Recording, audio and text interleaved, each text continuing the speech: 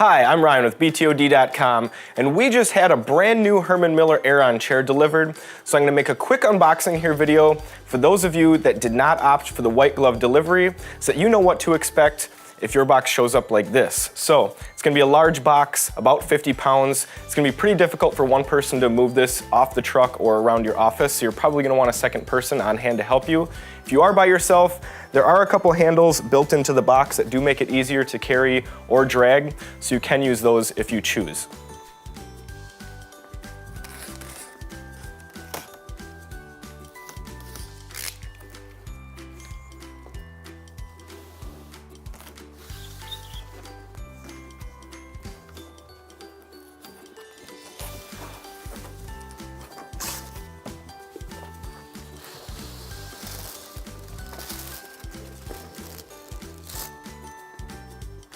So as you can see, the Herman Miller Aeron chair does arrive fully assembled. You just need to take it out of the box and everything's ready to go.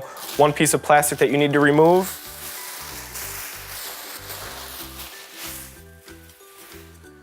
And your brand new chair is ready for use. If you'd like more information on the Aeron, feel free to visit our full review at BTOD.com, and thanks a lot for watching.